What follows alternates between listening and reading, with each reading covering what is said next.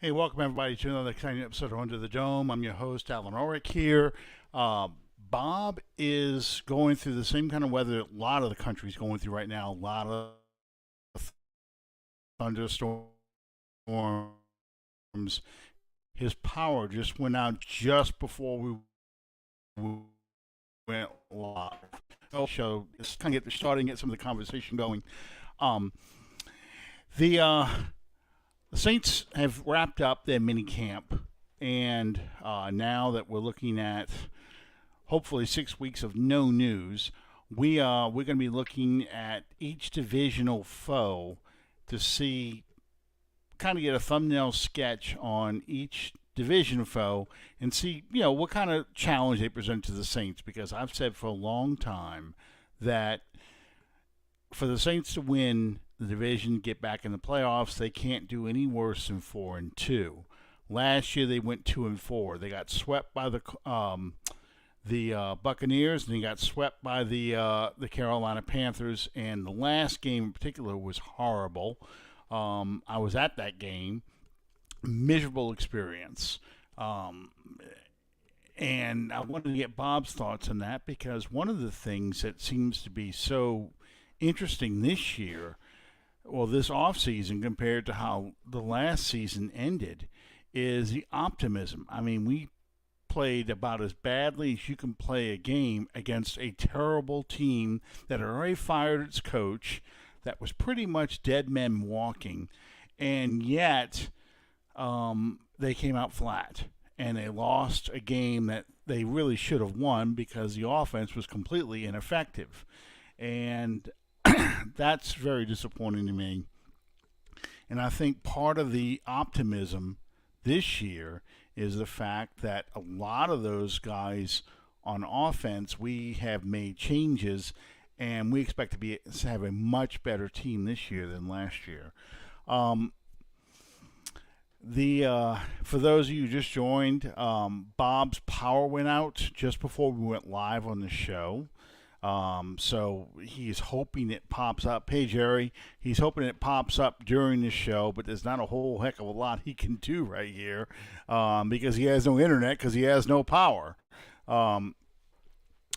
So, like I said, we're going to discuss the Carolina Panthers this week. Next week, we'll probably look at Tampa, and the following week, we'll look at that other team that's in red, the Falcons. Hey, Calvin. Yeah, so basically, I was going to talk about the Carolina Panthers and get Bob's thoughts on this. The first major change that they did this year is they drafted Bryce Young to be the starting quarterback for them. Now, there's no timetable Frank Reich, the new head coach, has for Young to take over, but we all know it's just a matter of time. Yeah, hopefully so, Jerry. I hope he does, because this is going to be a tough show for me to do by myself. We play Carolina in week 2 in Carolina. I don't expect Bryce Young to be playing in that game. That is probably going to be Andy Dalton. So that's a great opportunity for the Saints to steal a quick win, because I think that the Saints are a much more talented team than Carolina is. I'm kind of going through their roster just to get an idea of some of the changes they made on the team. I don't think. Thank you, Jerry. Thank you. I don't think that Carolina is the team to beat in the division. I just don't. I just don't see it with the wide receiving core, and I'm getting ready to pull up the Carolina Panthers roster right now. The wide receiving core, the running game, I just don't see Carolina as a threat this year. But a lot of people do. Thank you, Jerry. A lot of people do think that Carolina is the team. In fact, some of them are making the dark horse team of the 2023 season. And a lot of it is because they just don't have the faith in the Saints to win the division. They expected them to win last year, and they did not. In fact, they went 2-4 in the division. Let me just pull this up real quick. I apologize. Usually I'm doing this while Bob is talking.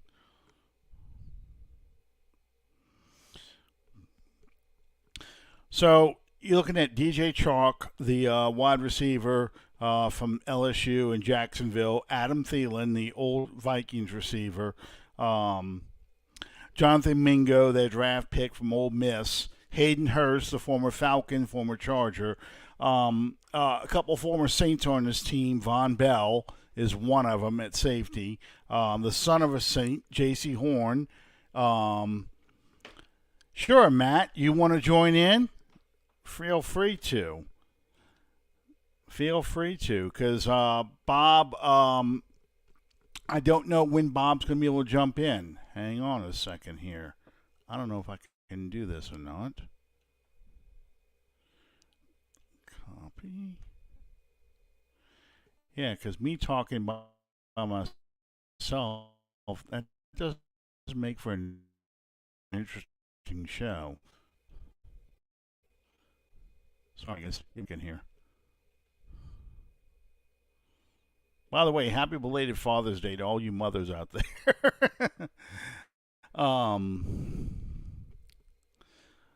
My son gave me a great present for for Father's Day. He gave me the DVD collection of the Police Squad episodes. That is the precursor to the Naked Gun, and the original TV series. It's the same guys who did Airplane, Top Secret, Hot Shots, all those films. All right, Matt, you should have just gotten it.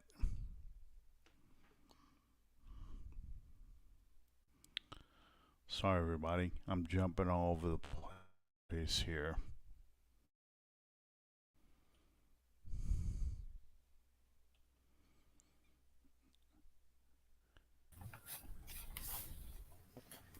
And there he is. Yep. Hey, I appreciate it.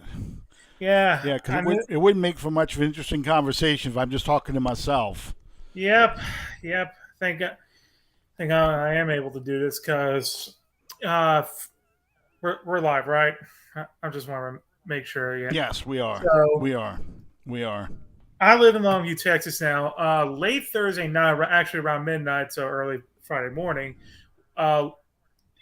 Longview had a pretty nasty thunderstorm where, um, there was heavy wind, a lot of rain, and all that, and most of Longview and a lot of surrounding areas lost power. I was fortunate; I didn't lose power, but I ended up losing my internet up until around late Monday afternoon.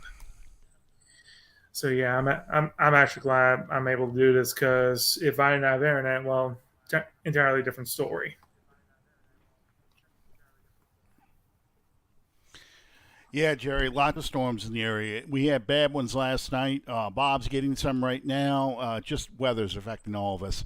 Um, so, Matt, I was talking about Carolina, and I was talking about, the revamped wide receiving core, Bryce Young being now the quarterback, a couple former Saints on the team, Shy Tuttle's the other one, Von Bell. And a lot of people seem to be picking Carolina as the team that that is going to be the dark horse to win the NFC South. I don't see this. How do you see this playing out? Yeah, the reason I've seen people pick Carolina as their dark team is primarily because of the coaching staff. Because they got Frank Reich, they brought in a defensive coordinator from Denver, Ivera. I don't know. I think that's how it's pronounced. And they also have Jim Caldwell on their offensive staff. They just have an entirely new offensive and defensive coaching staff to kind of take this young team and try and see if they can get them performing as soon as possible.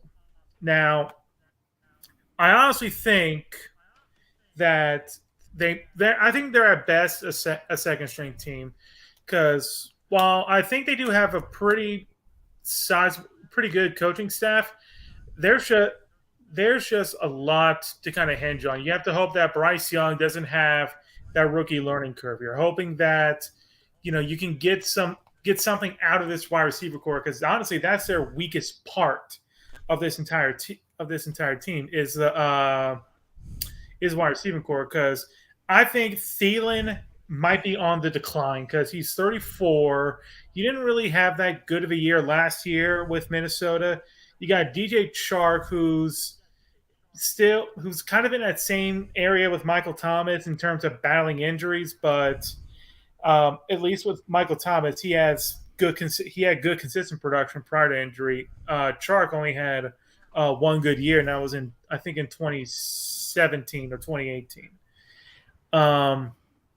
And their defense, it's something. They just need a few more pieces. I think their biggest weakness, though, is their secondary, because last year when J.C. Horn went down with an injury, was gone for most of the year, their pass defense sank like a stone.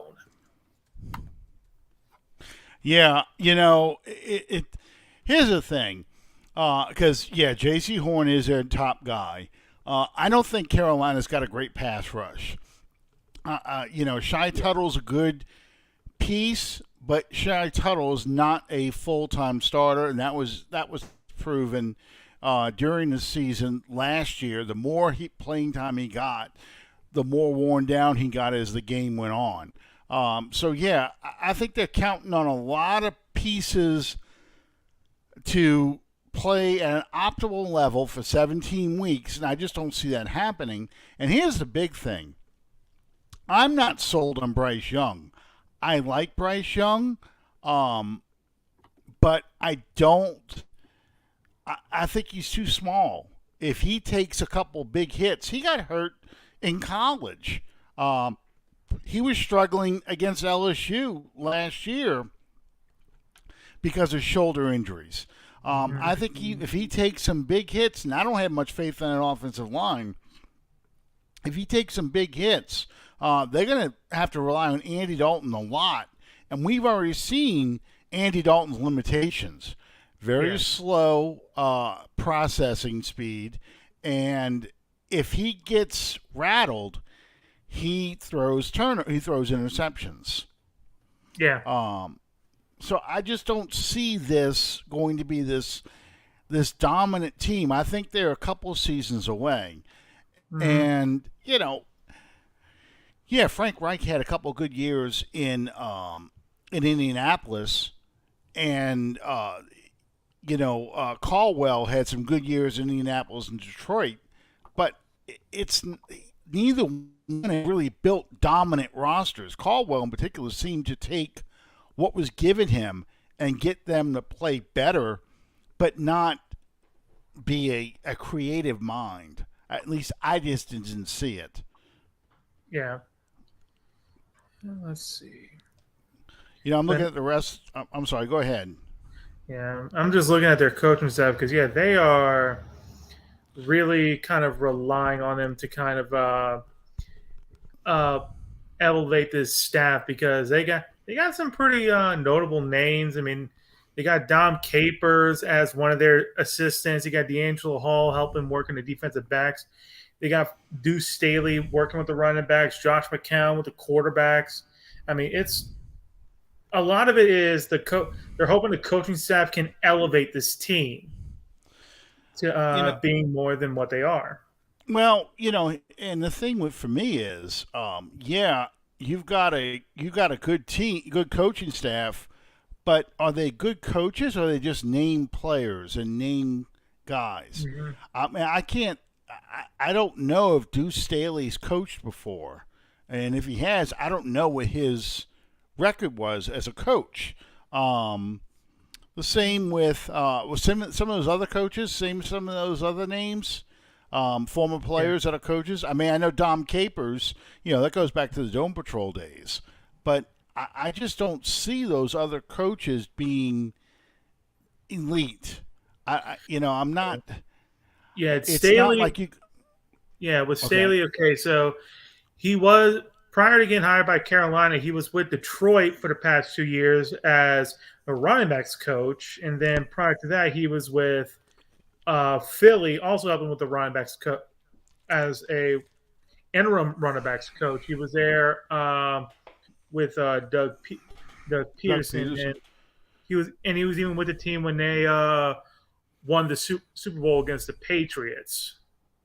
So yeah, he's Okay. been a stable running back coach for a while. I know Josh McCown's been with the quarterbacks for a while. I think this is D'Angelo Hall's first time though coaching because I could have swore he was with like NFL Network or something with on name the date entire show he was with. Yeah, I'm just looking at. I'm looking at some of the staff that they added, Mm-hmm. and um, yeah, they've got a lot of names, but I don't know what kind of coaches these guys are. I Yeah, really don't. I know the Um, defensive coordinator for them, Arrow Evero, was a very good defensive mhm, coordinator for Denver. I mean, in I know a lot of people were subjected to the horrifics of Denver, but mhm. their defense was regularly very, very good up until the last part where the team just essentially quit. Yeah. Well, I mean, who wouldn't? Because Yeah.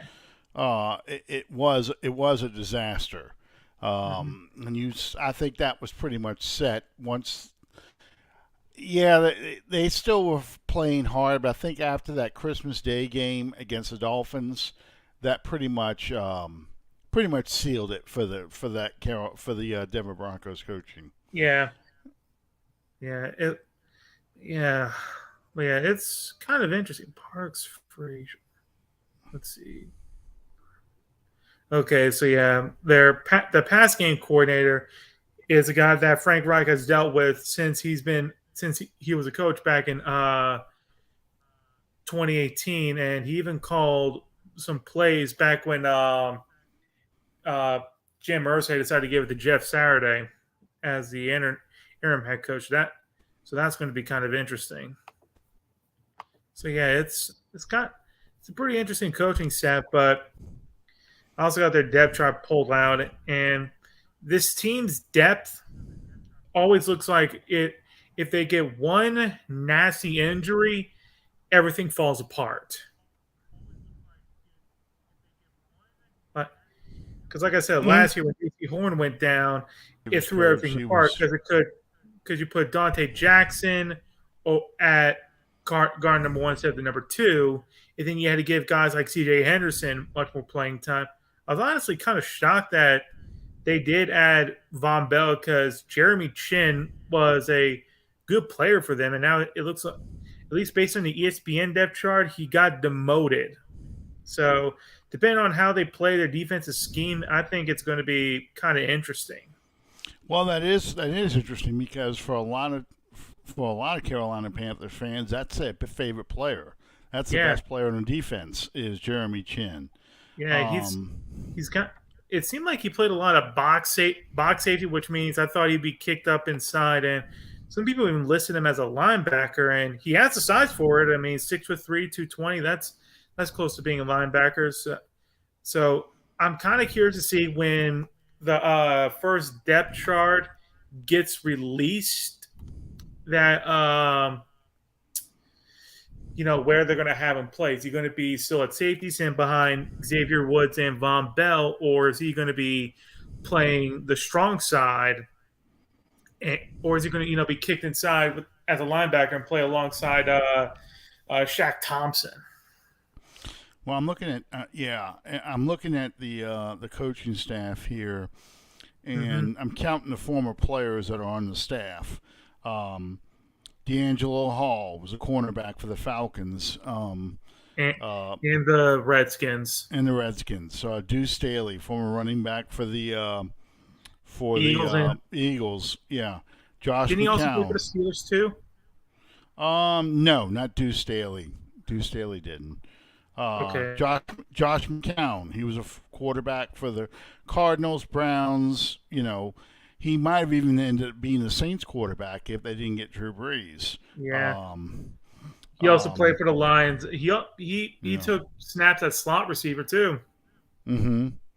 Sean Jefferson, receiver with the Chargers. You know, I'm old enough that I remember this guy, James Camp, and he was a lineman from the from Tulane, and he was briefly on the Saints. But yeah, I'm just it's Frank Reich, of course. Everybody knows he was the famous backup quarterback in the for the Buffalo Bills and led the big comeback against the Houston Oilers in the playoffs. And Dom Capers, former defensive backs coach for the Saints in the '80s, was the first head coach of the Carolina Panthers, first head coach of the Houston Texans. He's been around for a long, long time. So yeah, there's a lot of experience, a lot of knowledge about the game on this staff. Mm-hmm. I'm just not sold. Jim Caldwell, of course, that's the coach we beat in the Super Bowl 44. I'm just not convinced that this is an all-star staff like some people are looking at. Yeah. I think there's a lot of question marks. I think Carolina's got a lot of holes still in their roster. They are a couple because they really didn't draft. They had that one all-defensive draft. That was a good draft for them to get them some good players, but they've let some talent go on offense. They have a lot of work they need to do. I mean, Chuba Hubbard is probably going to be their starting running back. You'll split with Miles Sanders. Yeah. Yeah, the receiving core is very marginal. And then you don't have that great an offensive line that you're going to have protecting Bryce Young. So I think their biggest weakness, still, at least on the offense, is going to be receiving core because, like I said about Thielen and Chark, it's that if these guys go down or they're not performing up to test, you got your second-round rookie Jonathan Mingo, and then you have a bunch of third and fourth year players like Terrence Marshall, Laviska Shinholz, Shee Smith, Demir Bird. You just got a lot of players that are gonna be asked to take a big step up, and I think for the vast majority of them, they just won't be able to. I don't believe they will either. Now, again, this is not to say that Carolina is some kind of, pushover. They did sweep us last year with a far worse coaching staff and a far worse roster than what they have this year. Yeah. But I just feel like that this team is the Saints are in a much better position that they can dictate and control Carolina than they were last year. I think last year, of course, you had the back injury to Jameis Winston, that and a lot of turnovers, and that kind of game kind of spun out of control. And I thought the last game of last season, the offense just was flat. Once they scored that one touchdown, they were just flat. And it seemed to be I thought in particular, the receivers actually had a good mini camp and a good offseason this year. Chris Olave kind of quit in that game. I don't think he played nearly as hard as he should have. Yeah. I think, honestly, the offense has to do better because I feel like in both the first game against Carolina, both in 2021 and 2022, it felt like they fell asleep because it feels like some of the stuff that shouldn't have hurt them or damaged them just kept doing it over and over. I think they would let a screen pass get to them. They would let that defense get one turnover and return it for a touchdown. It just felt like they were kind of on autopilot when they really didn't need to be. Yeah, and they're not good enough to just be able to walk out on the field, just roll a team. They're just not that good. They're not this team. They're not Drew Brees. Whereas Drew Brees seemed to put them in a position over and over and over again to win games. I felt like maybe it'll be different with David Carr. Derek Carr. I knew I was going to say the wrong name at least once. Derek Carr. Yeah. Maybe it'll be better with Derek Carr and they have more faith in him than they did in any of the previous quarterbacks. I agree, Calvin. They should be able to manhandle anyone in the division as long as they're healthy. And that's the key for all these teams. We have to deal with the possibility of a suspension of Alvin Kamara. But I think that, we're going to have enough depth at the running back position that we are going to be able to overcome that and run the ball very effectively against all the teams in the NFC South, but particularly Carolina, because I don't think Carolina is that strong in the middle. Is that how you see that? Yeah, I think with Carolina, I am kind of worried about Miles Sanders just because he's always been a thorn in our side Mm-hmm. for the past few years. Because whenever he just seems to get that little crease, he has that burst and home run speed to really take it all the way. But I think we can definitely handle that offensive line. I think it's just raw enough to where we can do some damage against them. Well, I mean, we've invested a lot in this defensive line this year. You've got um, you got Folsky, you got Foskey. I'm sorry. You've got hey Matt, you turned off everything. I don't know if you know that. Um, you got Foskey, you got Breeze, Brian Brzee. Is it Brzee? Breezy? I forgot it. I forgot to pronounce his last name. Cam Jordan. Kalen Saunders. You've got a lot of new faces on the defensive line to be able to control teams a lot better. So that's the key. I think the Saints' defensive line can overpower the Saints' offense. The Carolina Panthers' offensive line. I think the question really comes to, can the Saints' offensive line control Carolina's defensive line? Matt, are you still there? Yeah, sorry about that. Someone was at my door. Oh, all right. So Matt, I don't know if you heard what I said. I think that the Saints, with the draft picks they brought in, with the free agents they brought in, the defensive line for the Saints it should be able to dominate Carolina Panthers offensive line. Can the Saints offensive line dominate Carolina Panthers defensive line? I do believe so. You muted. You muted, Yeah, Matt. I almost accidentally hit something, but yeah, I think it can. I think the biggest thing is going to be the interior. I think the tackles will do their job. I think like Cam Jordan, Granderson, I think they're going to do their job and do it well. It's going to be the interior that is going to be, how well Brazil kind of jumps in and how he looks when he first starts, and how as well, your new additions of Colin Saunders and Nathan Shepard both handle themselves.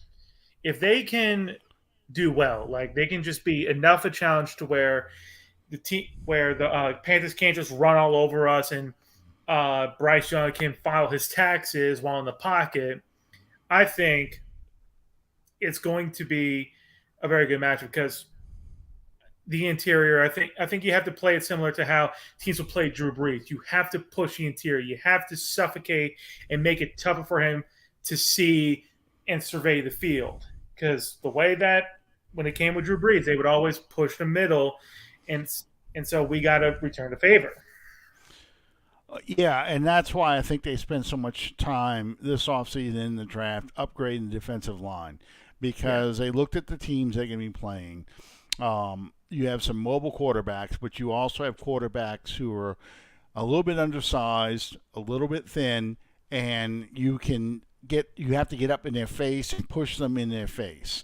And I think that the Saints defensive line can do that to a guy like Bryce Young. The key is, do you contain him in his pocket? If you can keep him in the pocket, and he's short, and he is shorter than Drew Brees. I mean, they said he was 5'11 and 3/4. I think that's him standing on his tiptoes. I think he's closer to 5'10. And Brees standing on his tiptoes was 6 foot. And a couple inches doesn't make that big of a difference, except in football. It does make the big difference, because I just feel like it just makes it that much harder for those passing lanes to open up. He's going to be throwing a lot to the outside and not so much down the middle because he's not going to be able to see that very well. And if we can do that consistently and push him in the face up the middle consistently and put the pressure on him up the middle, I think that will really impact the effectiveness of Carolina's offense because Carolina's going to want to do what we're going to do. They're going to want to, excuse me, run the football and take the pressure off of Bryce Young and keep him from having to feel like he's got to play a shootout because they're not going to win shootouts. They're only going to win games that can keep close, win a turnover battle, and win on a last-second field goal. That's the kind of game Carolina's got to play. And we can't let them play that kind of game. We've got to put all the pressure on the offense and make them feel like you have to outscore us to win. And I think the Saints' defense, especially the secondary, is stronger than Carolina's weapons in the passing game and can force a lot of turnovers if they force Bryce Young to throw the ball a lot. Yeah, if he has to throw to all those wide receivers, if he has to throw 40 times, I could definitely see Carolina being more in a loss column than a win column. Yeah.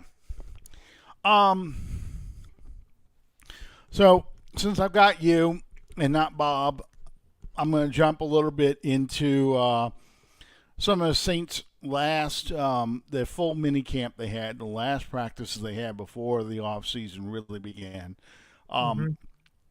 You've seen some of the footage. You've seen some of the reporting. Derek Carr just being amazed by Alvin Kamara's route running ability. Last year, one of the big criticisms was the Saints didn't throw the ball enough to Kamara, and I think there was various reasons why those plays weren't called. I know we're all expecting a 6-game suspension, if not more, at the end of this. But I think Kamara pushes this case all the way to court, and he's going to stretch this out as long as he can. So, assuming that Kamara plays a good bit this season, do you see a good bounce-back year on Alvin Kamara? I think so, at least in the pass capture option. I think with now Williams and Kendre Miller being possible runners, you have more opportunity to kind of split Kamara out wide. You give him more options to be the pass capturing option. I mean, if he's just going to be your bell cow back where he's running in between the tackles, in between, the guard and center, I mean, he's not going to be on the field much. He's going to be, he's not going to be pass catching much. He's just going to be running the ball all the time. It's why I think David Johnson at one point, had more pass catching snaps than he did. Mm-hmm. So I think you will see a bit of a bounce back because he did look a little more explosive, at least per Nick Underhill when he was watching. I think Kamara is going to feel more like himself. He's got a nice complement and a much better depth than he had last year because all you had was an aging Mark Ingram, a special teams back, and a bunch of guys, hoping that they can make the team, not really, shoulder a load. Well, I mean, we've definitely seen the Saints put an emphasis on getting new blood in there. You've got the kid from Detroit coming over. You got Miller, who you drafted, coming in. I think you're going to go back to more of a three-headed running attack. And that three-headed running attack is going to take a lot of pressure off Alvin Kamara and make Kamara become more like the pass receiving back that we saw earlier. Mm-hmm. I don't think any of the backs will get 1,000 yards because I think they're going to be a fantasy football fan's nightmare. I think you're going to see guys just rotating in and out like crazy, depending on situations and times where all three backs are in the game. And Kamara may just be a decoy back in some instances. So Yeah. I think Kamara's going to get. I think he's going to play the bulk of the season. Um, I don't know when the suspension will take place. I don't think it'll start the season getting suspended, but Hmm. I do wonder when if it does happen, when it comes. I looking at the schedule. If he gets suspended, I would rather it be the middle of the season when you're playing the likes of the Patriots, Texans, Jaguars, Colts, Bears, Vikings, and So have him similar for to the when stretch run. Ezekiel Elliott got suspended back in 2017. Kind of, yeah, Because he got yeah. suspended towards the second half of the season for I think it was for the was it domestic assault or something, or just regular assault. That was some of it was assault, but it was sexual assault. Him act like an ass in that parade and everything else. So, Okay. but the reason why I'm saying those games because I think those 6 games: Patriots, Texans, Jaguars, Colts, Bears, Vikings. Jaguars the only team that's on the rise. You look at the Vikings, for example. The Vikings just released Alvin Cook, and Yeah. they went 13 games, but they were all one-score games, and most of them were games they didn't take the lead until the final possession. And you've let go a lot of key players on that roster. You're basically putting your whole receiving core strength on Justin Jefferson. Yeah. You made your running game really a lot weaker without Dalvin Cook, and now they're talking about Mhm. trading Danielle Hunter. Your pass rushers now Marcus Davenport. Yeah. It seems like this team is tanking but not tanking. Well, you still got Kurt. This team can't afford a tank. I mean, at least if they do want to tank, they're not going to get the pick they want. They're not getting in the top 5. I mean, you got Kirk Cousins as your quarterback. He's one of those quarterbacks that, sure, he's not going to elevate you to a Super Bowl unless everything goes right. However, he can get you enough wins to where you're kind of in a mediocrity lane if your team is not that good, or if you're kind of doing a little cleanse palette where you're getting rid of the old guard, which is what it feels like. That's what Minnesota is doing. They're just getting rid of the old guard. They're getting rid of a lot of what Mike Zimmer brought in and what worked for him for a while. Well, yeah, because basically the Vikings have always been the bridesmaid, never the bride. They got to an NFC Championship game in 2017 and promptly got blown out. They've gotten back to the playoffs. They got to the divisional round in 2019 and got blown out. They seem to get on this roll, more like a dominant team, get blown out, and then the next year they fall apart. And that cost Zimmer his job. They've seen a lot of Hall of Fame talent pass through there without any wins. It used to be the Super Bowl was their death knell, but now their death knell is the NFC Championship game.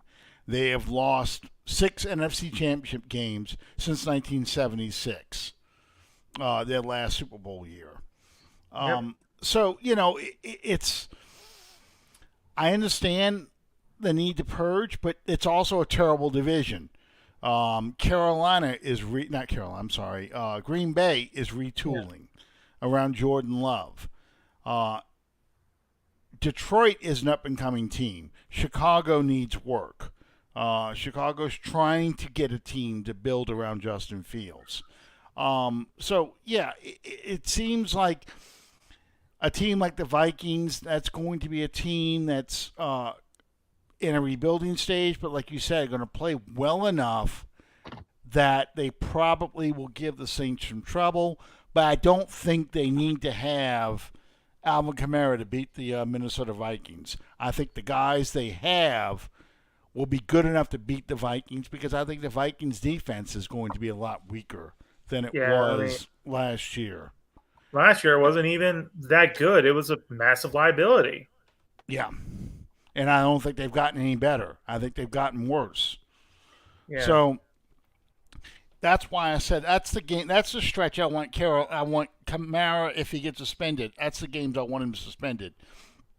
And I picked that stretch for another reason, uh, because after the Vikings game was a bye. So let's say, for the sake of argument, Kamara plays until the Tampa game. Okay, that's October 1st. He's playing in those 4 games. He gets suspended. That's 2 home games and 4 road games. All right. Out 6 weeks, comes back bye week. He can get himself in football shape. They can kind of review to see where he is.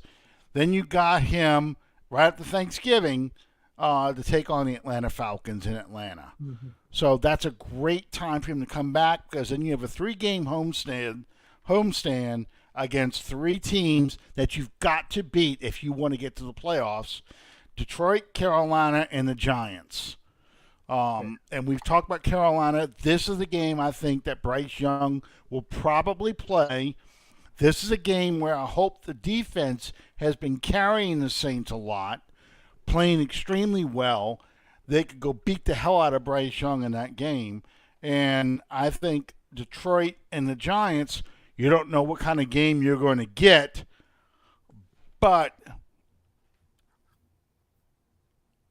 I think of the 2 teams that could have slipped, I think the Giants slipped this year. Yeah. Yeah. I'm hoping it's the Giants this year because I think they've done kind of enough to stay competitive, but there's just so much variables that have to go right for them to be good. I don't know if they've Well, done enough. yeah. And that's, to me, the thing with the Giants is if Saquon Barkley gets hurt, and Mm-hmm. let's just say he gets hurt again, I think if they got to rely on Daniel Jones, they're not going to win. Daniel Yeah. Jones was helped because Saquon Barkley started playing like a top 5 draft pick again. So if Barkley gets hurt, that's when they'll be in trouble. Their defense is good, but not great. So that's why I said this is part of the season where the Saints have to make their run, and that's why I want Alvin Kamara back for those critical games. Because then you play the Rams, who knows what they're going to be like. I kind of think that Matthew Stafford's done. I don't know if he is Matt Ryan 2021 bad or 2022 bad, but I think he is closer to being Matt Ryan than he is to be Matt Stafford in 2020. Yeah. Tampa, they probably have fired that coach by Christmas Eve and New Year's Eve, or if they haven't fired him yet, he's dead man walking, and they're trying to lose to get the #1 draft pick, because that is a team I think that's tanking. Mm-hmm. Then you finish the season with the Falcons, and hopefully that's a game that by that point the Saints can rest some of their starters, because they've gone 5-1 against the rest of the division. Yeah. Okay, so there's Michael Thomas. Oh, I'm sorry, that's Ted Ginn Jr., who did Mm-hmm. show up at minicamp to help the assistant coaches. But Michael Thomas, let's talk about him real quick. Michael Thomas seems to be on his way back. Is he critical for this passing game to work? Yeah. Yeah. I think they still want that big physical wide receiver that can just muscle defenders for catches and as well as a red zone threat. They have some other options that can kind of shelve some of the load, but they want like a sure thing, and that's what Michael Thomas is. I think he's still very much a sure thing. Well, I certainly feel that was the pass. I'm going, yeah, he's got a weak passing arm. I'm sorry. This is the 2017 playoff game highlights, Yep. and yeah, Drew Brees threw that ball about 30 yards running, left his feet, and that was all arm strength, and threw that ball 30 yards. That was Hmm. his arm strength wasn't declining yet. It was really the broken ribs and the bad thumb and everything else that really kind of that's when his arm strength started to vanish from me. Yeah. Anyway, I think Thomas is critical this season because yes, Olave has made the step up, but Olave has to prove that he can during the season be the guy that can make contested catches just like Michael Thomas did. Um, I think that guy that just walked past Sean Payton, he's got a big year. Pete Carmichael. Pete Carmichael has to show he can call plays creatively and also can call plays at critical times and make things happen, call the right plays. I thought a lot of times during the season last year, and it could be because of personnel, that he kind of went to the conservative playbook simply because it seemed like he didn't trust the personnel that he had out there.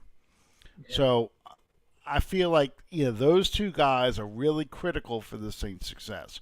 We've talked about the running game, offensive line. I want to get your thoughts on this too. Offensive line. How important is it this offensive line? It's not going to stay healthy all year, but how important is it that you get? Let me ask it this way instead: who are the guys who are most critical in this offensive line that have to step up and have big years? Penning and Ruiz primarily. I mean, it's the guys everyone's thinking of. I mean, we need Penning to play like the top 20 pick that he was slated that he was end up being in. It doesn't sound great that Dennis Allen, I think on the last day said, there's probably one guy who might not be available at the start of camp, and I think everyone's thinking it's Penning because probably is. And Ruiz, I mean, it's not that he's playing for a contract. He needs to show that big step he took. He has another gear and another level that he can reach. He can't just be kind of playing at the same level that he once was, which was, you know, what he was playing in 2022, which was, just a good starter. He needs to play at a higher level than he played at. He needs to play like a first round pick essentially. Well, I think it's very telling that the Saints decided not to pick up his option because not picking up his option means they're going to be looking at replacements. And I think Salvadori, we're all saying he's probably going to be a replacement for Pete. But Yeah. I think Salvadori is going to get a shot at replacing Pete or replacing Ruiz. And it may be possible, maybe very realistic that you see Salvadori in at right guard and you see Hurst in at left guard Yeah. if Pete gets hurt. And this is assuming that Penning plays to his potential and is healthy all year round. Yeah, considering so far in OTAs, Saldivari has mostly played at right guard, so I think that is pretty telling. I mean, I know Ruiz is still recovering from the ankle injury. I'm sorry, not the Liz Frank injury that he suffered, I think, against Baltimore. Mm-hmm. And I I don't know if he's 100% back because I don't think he was there at mandatory OTAs, but I don't think he participated at all. I think he was still with the others rehabbing his foot. That was Ruiz or Penning you were talking about? I'm talking about Ruiz Yeah, because yeah, how who's because Penning Salvador. injured. Yeah, Penning injured his in the Carolina game, the final game of the season. Yeah, Um, but yeah, exactly. I think that's going to be the determining factor in this game, in this season. I think that Penning has to have a big year. I think Ramczyk has to show he can bounce back and play at the level that he used to play at. Mhm. I know he's got the knee condition, but the big thing is he's got to show that he is not a declining player, that he can still produce at a high level. And I'm not just talking about being a good pass protector. I mean being a good run blocker too, because I think the Saints would like to be able to run more to the outside than in between the tackles. Yeah, I don't think they didn't have that many good runs outside the tackles. I think most of it was in between the tackles, if I'm remembering correctly. Well, and that's, people were complaining about Alvin Kamara getting misused last year. Part of it was that they were running him in between the B gap and the C gap, B gap and A gap, not the C gap outside the tackles, because you didn't have a Armstead sealing the edge, or you didn't have a Hill out there Yeah, making a big play. So I think that's one of the biggest problems they had. Hey, how's it going, Ryan?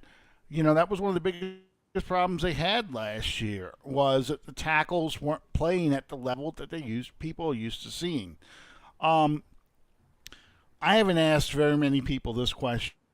I'm gonna ask you, um, tight end position.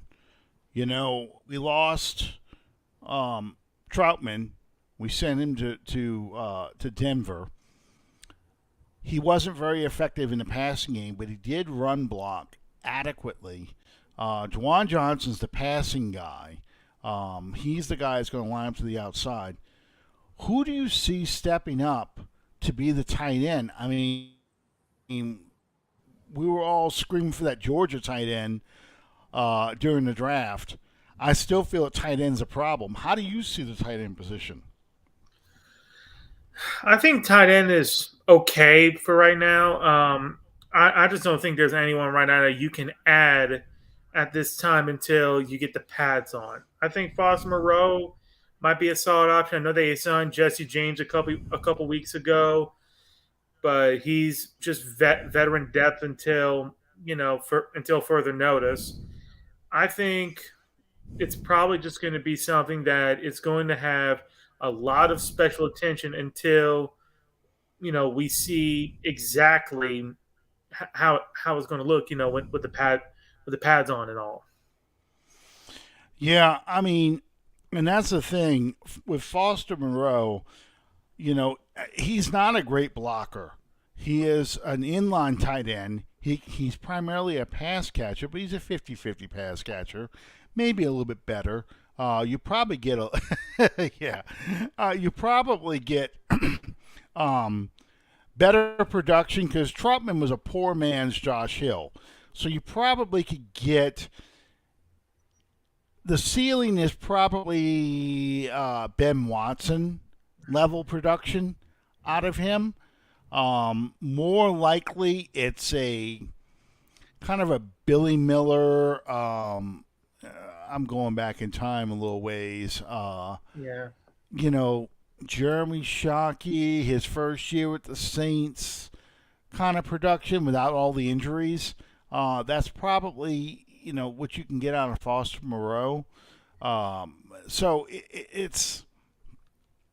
I'm just concerned about the blocking because on the edge, when you had Josh Hill on the roster, that really helped out to get those outside pass plays. I was watching the Redskins 2017 comeback again, and Josh Hill in those final drives was just magnificent. And we all know the 2-point conversion, him just blocking his butt off. I mean, Mhm. it's every time Josh Hill got hurt, it was like that was the first person Sean Payton talked about after the game was over and he went through the injury report. So it seems like they never replaced that blocking tight end. And I think that's what, everybody wants to get that pass catching guy.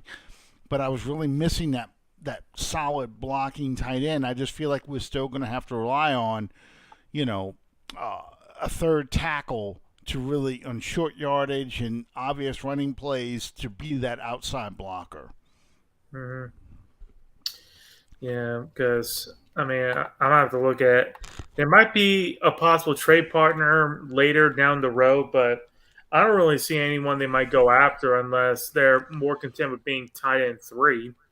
Because I think you're going to see a lot. You're still going to see a lot of Moreau and Johnson kind of being these two tight end sets, and I don't know where tight end three might fit in. I mean, he might be the constant healthy scratch unless the game plan calls for playing a lot of 12 personnel and giving either Moreau or Johnson a breather every now and then. Well, I think you're going to see Johnson line up a lot more outside the numbers and play the slot, and Moreau be like the second option in the passing game.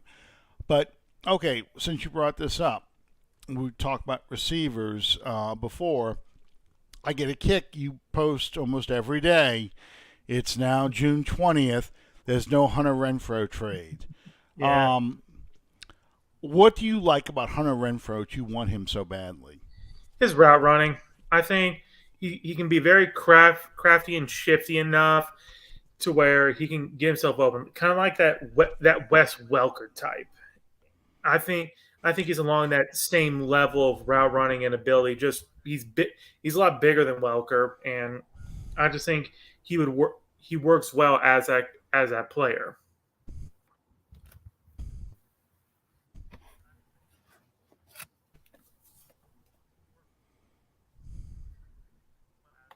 Okay, so the Saints signed two receivers. The Saints signed. Hang on here. There's two free agent guys.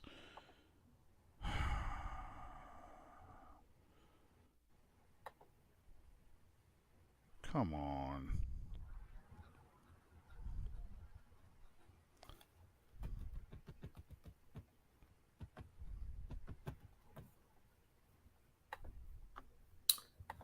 Trying to pull him up. It was two. Yeah, it was two trade. Yeah, and all they just keep pulling up the same. The guys they signed a long time ago. Mm-hmm. The Steelers and Raiders former receivers. This is not what I want. Right. Yeah. James Washington. Yeah. It's Yeah, not James Kiki Washington, Brian Coutee and Lynn Edwards. Bowden. Yeah, you're talking Okay. about Kiki Coutee and Lynn Bowden. Yes, that's the ones. Okay, so it seems like they're signing every receiver that's out there. Those are two tryout guys. Um, Yeah.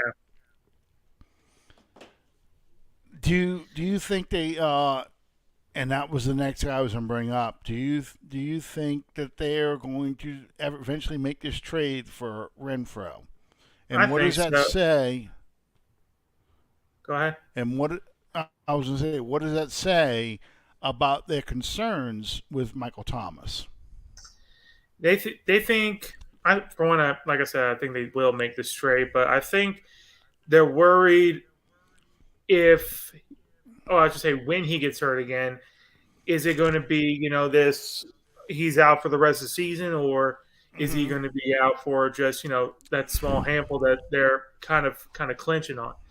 I don't know how far along he is. I know he's saying he will be he is making a goal to be available on the first day of training camp, and of course, I don't know if the Saints have it separated to where the rookies report first, and then after a week, the rest of the veterans come in, or if all of them report the same day. Because I know some teams that they decide. I don't know if the Saints have decided if they're going to separate by rookies and veterans this year. But I think it's going to be interesting to see if Michael Thomas, from one, if he starts on the PUP list, because he did some limited work with the Saints and OTA. So I think it's just going to be what happens when first day training camp, because maybe they think he needs a couple more weeks or so before he can just be ready to run with the ones again. One of the things, and this is what Ryan's bringing up here. Malik Flowers was the guy I thought was really going to have a great shot to be the kick returner for this Mhm. team, and the Saints waived him. to make room for those receivers that they just signed. Yeah. And it was surprising to me as well because here's a guy they went out of their way to bring in. They paid him a good amount, so we kind of assumed he would at least last through training camp, but he didn't even last that long. Hmm. You know, that's a red flag for me because I still don't know who the kick returner is going to be. I can't imagine Rashid Shaheed is going to be the kick returner, but if he is, then I don't see him being out there as a starting wide receiver for the team. That Yeah. would mean that Shaheed would be the number 3 guy. Hmm. Because the last thing you do is you want him to have a big return, then have to go out there on first down, the first play of the offensive series, and have to go run a pass route. That's just not.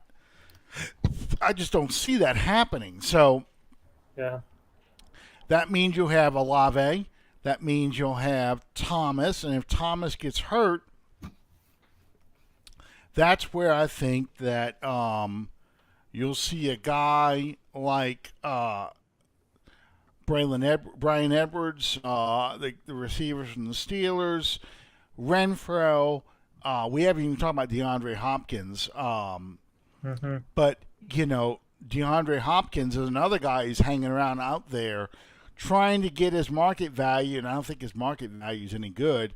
But I think that the Saints are looking at a situation where they want to make sure that if a receiver like Thomas gets hurt, they're not going back to the undrafted guys and you're counting on guys that can't do a lot of things for you anymore because it's like no, we have this quarterback. We want this quarterback to be successful. We need to be successful in the passing game. So I want to have a good receiving core. We're not playing with the undrafted free agents and the bag boys from Rouse's anymore. This Yeah. isn't Drew Brees. We want to have guys out there who can pick up the slack a lot better. So I think that kind of fits your Renfro argument. Do you think DeAndre Hopkins gets signed by anybody? Yeah. I think after it's either going to be the week leading up to, or it's going to be like a couple of weeks or so after training camp. Because I don't think he's in any rush to sign. Because I think he's one of those veterans that thinks, you know what, training camp's beneath me. I don't need to be out there. I know I can be in shape, and I'll pick up that playbook pretty quickly. So I'll take my time, see what team really needs me, and wait to see. And I'm kind of leaning more towards the wait after a few weeks of training camp once if injuries start to occur, because so far I think 3 people have already suffered torn ACLs, because I also follow the torn ACL club, which they track all the players that suffered torn ACL. And I think that's what he's waiting on. He's just waiting to see if is there. Let's see who gets hurt, who's desperate. Yeah, and I think too he's also looking for money. Hmm. He wants to get paid still like a top receiver, even though he's an older receiver now. He wants to get paid top money. When they talk about wanting to play for a winning team, when they talk about wanting to play for a winner, a team that is going to be a championship team, that's just all code for I want to play for somebody who's going to pay me. I Yeah. mean, honestly, they end up going to a championship team if at the very end no one's willing to pay them the big money they're looking for. Then they go back and they want to be a mercenary, and I'm going to go play for a team like the Bengals or a team like the Chiefs or a team like the Eagles, someone who I think is going to be a championship quality team. Hmm. Uh, so yeah, I think that if the Saints show any kind of interest in DeAndre Hopkins, it's only because yeah. Well, it's kind of like the 21 Club. I don't know if you know about the 21 Club. I don't know if you even know about 21 Club or 27 Club. Sorry, 27 Club. Do you know what that is, Matt? The 27 Club? You never heard of this? 27 Club is a group of musicians, actors, and so forth who all died by the time they turned 27. Okay. So you're looking at guys like Jim Morrison, Jimi Hendrix. This is now my generation of music, but Mama Cass, Janis Joplin. A more recent singer would be Amy Winehouse. People who were train wrecks and then they died. James Dean, I think, died at 27. So it's kind of like they sat there and they charted all these famous people who died at the age of 27, and they found out that's 27 Club. That's what they call it. So so now you're talking about the torn ACL Club. These are receivers who all get torn ACLs. Yeah. So far, 3 people, and it's the Falcons running back, not their starter, but one of them. Yep. It's Brian Jones, Kurt Cobain. Yep. Exactly. Yeah. I think Dio didn't he die at 27 too? Who? Winehouse was 25. I didn't know. I didn't Yeah. know that. I'll have to look up who is in the 27 club. I know from my age group, who it was, but Terry Kath died at 31. He was not part of that. He was, in fact, just short of his 32nd birthday. 27 club. Okay, 27 club members. Robert Johnson, Brian Jones, Alan Wilson, Jimi Hendrix, Janis Joplin, Jim Morrison, which I knew all those. Kurt Cobain, Amy Winehouse is in it. It's... Yeah. So anyway, that's your music trivia. See, I miss Sean. Sean would have jumped right into that. Sean knows all about the 27 Club, and he would answer it right away. Who else was in that? Let's see.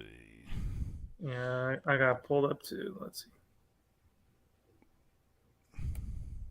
I'm looking to see if there's anybody else that I missed that maybe you might know. Okay. Nope. No. All right. Anyway,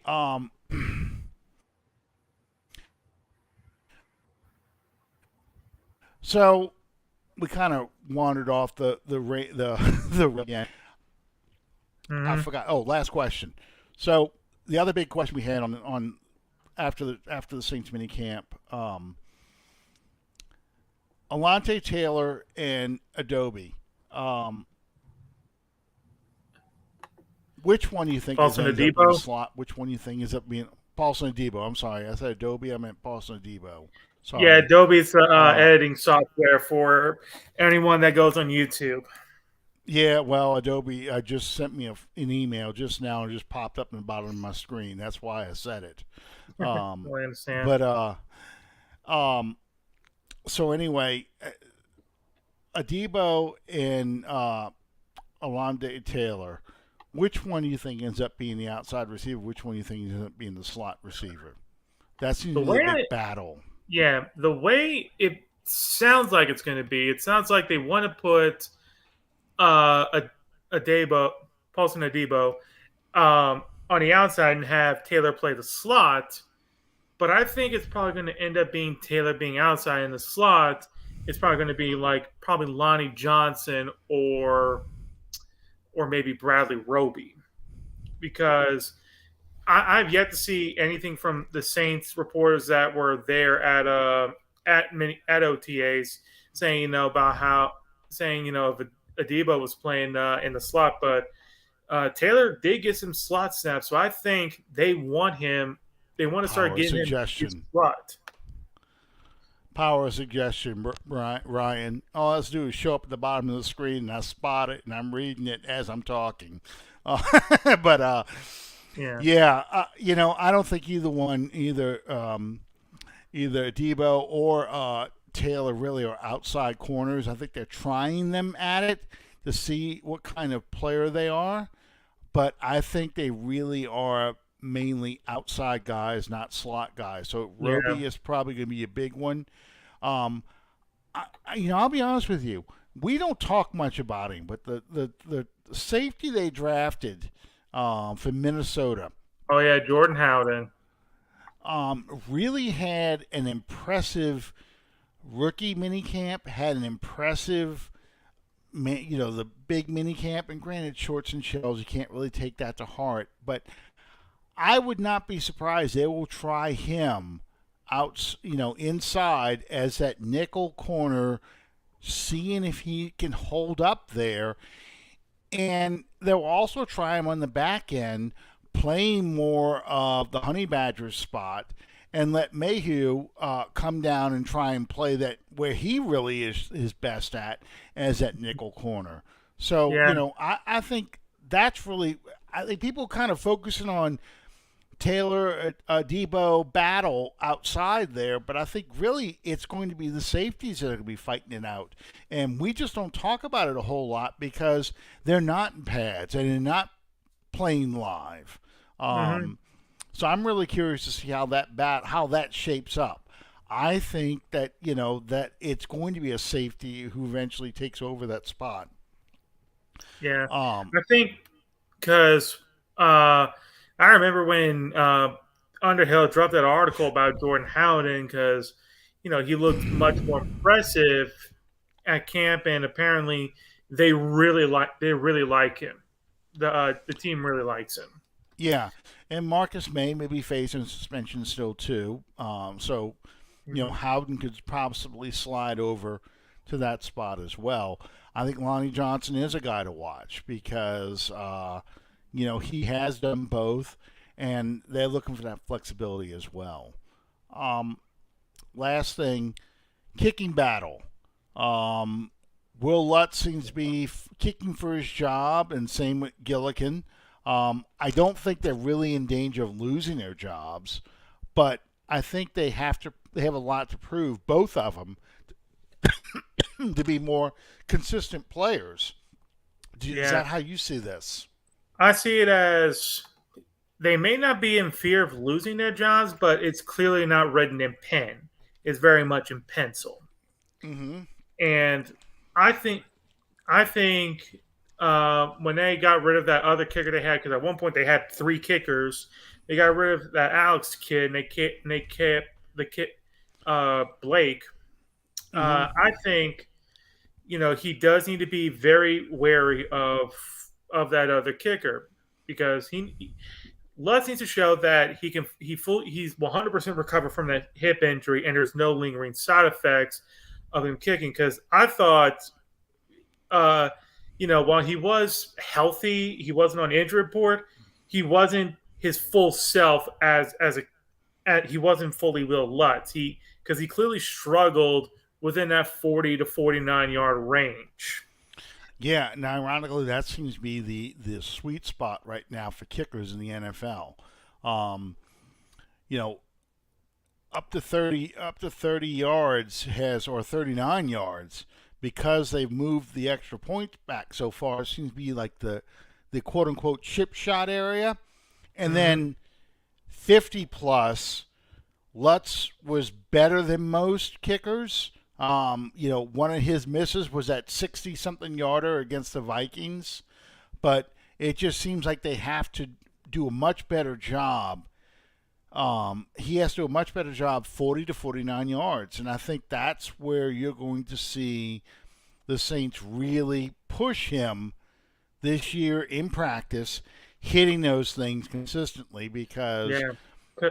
Last they're year, yeah, I was gonna say last year was his worst year hitting from that range. I mean, normally he's been pretty good at it. I mean, 13 to 16, mhm. 12, 11 to 12, 13 to 15. I mean, good numbers. But then 2022, he was 4 of 8, and that might be more of where they might be field goal wise, and they have to be sure that he can hit those kicks. Yep, exactly.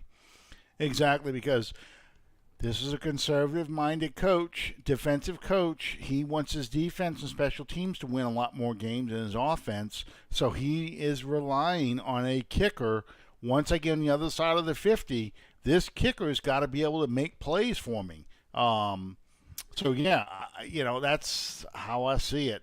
Ryan, I thought the same thing. I thought Taylor was brought in to replace CD Deuce, basically.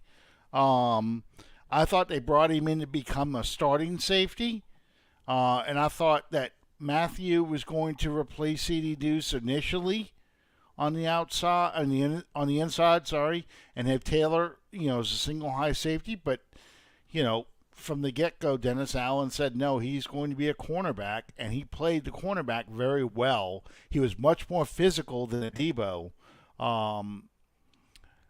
I don't know how this is going to shake out, but I think Taylor is going to earn a lot of playing time, especially if he starts making plays on the ball and not just be the knockout guy.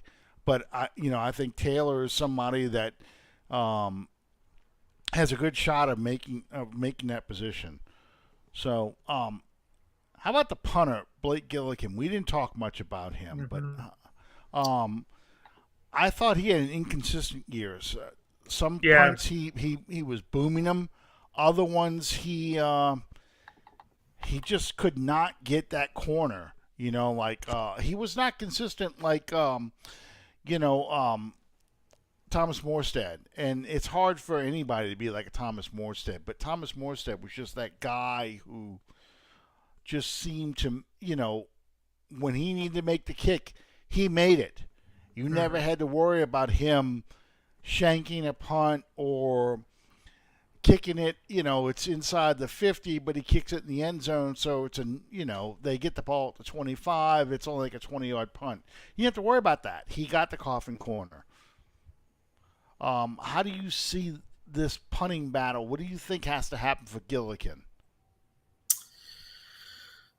Yeah, I'm just taking a look at Gillikin's stats from last year to this year, and it looked like he had a higher Lattimore, Jerry.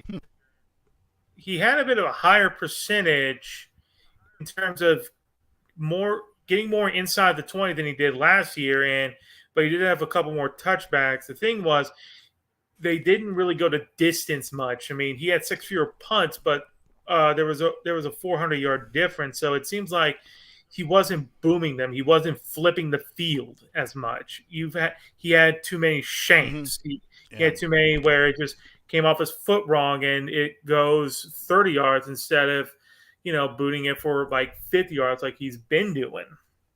So I think, it's just a matter of consistency. It's how it comes off his foot. I mean, I don't know how. I mean, I have no idea how the punting situation is over at OTAs. I mean, it feels like I didn't see any sort of reporting on that. So I want to see how Blake Headley does, with his punts, and if he can punt it further. It's funny. Special teams, it's one of those underrated aspects of the game. When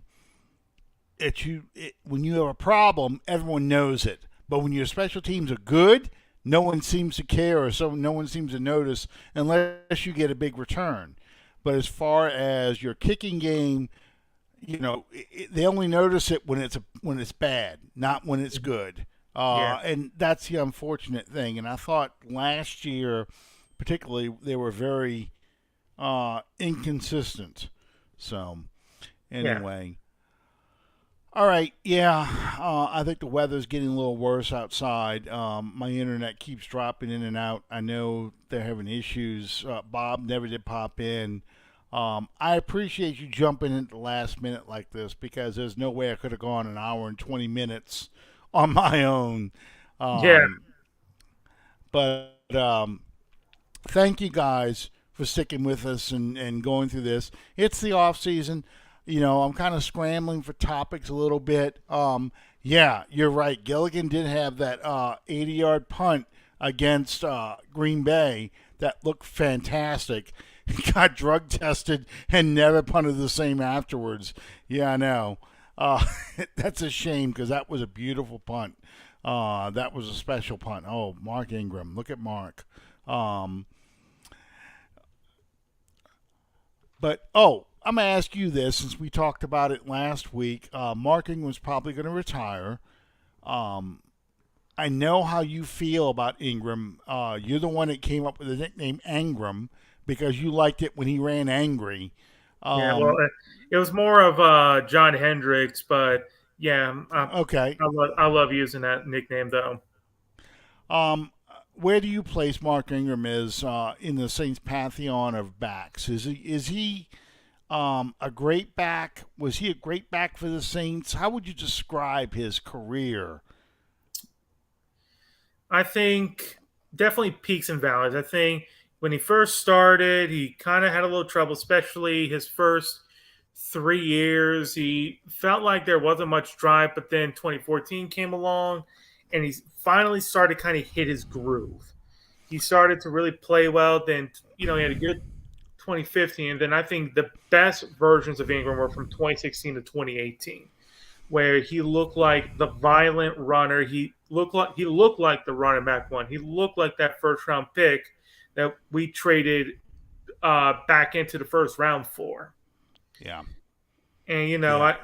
the latter years, I mean, it is what it is. I don't want people remembering him being a yard short from the first down back against Tampa in 2022 because sadly that's what some people are remembering him for. It's because he stepped out of bounds a yard shorter Hmm. than he should have. But I remember him as being the when the my favorite memory is when you told me this when they were playing against Philadelphia in 2018, and Sean Payton noticed that cornerback Cindy Jones was just recovering from a hamstring injury. So he said, first play I want to do, I want to run Mark Ingram right at him. And first play of the Saints drive after they get the ball from a Philadelphia punt, runs it right at Marking, runs Mark Ingram right at Sidney Jones. He re-aggravates that hamstring and was knocked out for the rest of the game. Yeah, that was Sean. Steve King, Peter King, Peter King.